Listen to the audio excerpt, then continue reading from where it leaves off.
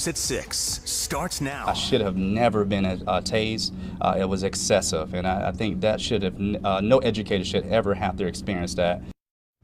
New details right now in that controversial arrest of the minor band director. Thank you so much for joining us tonight at 6. I'm Ian Wright. And I'm Brittany Decker. Johnny Mims, his attorney, and several members of the Alabama Education Association coming forward today to talk about their frustration with what happened. So here's how we got to today. Mims was arrested last Thursday after a football game. 20 minutes after the final whistle, police told the minor band and Jackson Olin band to stop playing. J.O. stopped. Mims and the minor band continued.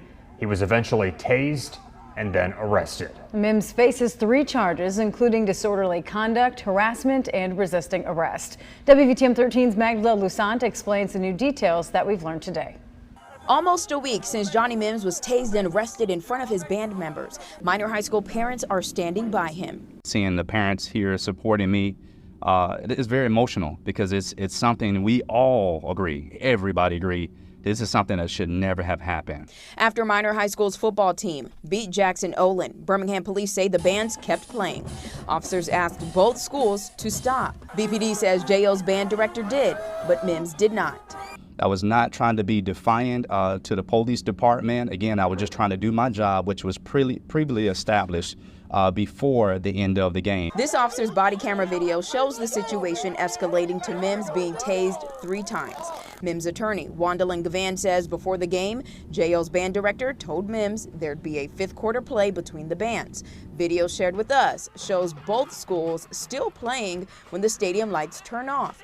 Birmingham City Schools told us yesterday high school bands must leave the stadium after a game and 5th quarter performances aren't allowed.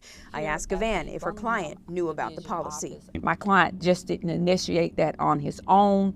And so we again stand firmly by our belief that this was excessive force, unnecessary and unwarranted. In the same video, someone says Mims hit an officer. Band volunteers and parents who witnessed the incident says that's not true.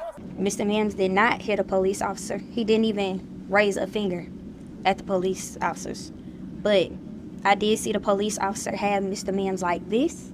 BPD has only charged Mims with disorderly conduct, harassment, and resisting arrest. Birmingham City officials would not tell us whether Mims will or should have been charged with assaulting an officer because this is a pending litigation.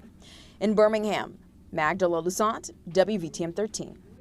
In Birmingham, police have not commented on the arrest yet. They have, though, released body camera footage of the situation. It's one of a few different angles of the arrest that WVTM 13 has obtained. You can see them all right now on our WVTM 13 app.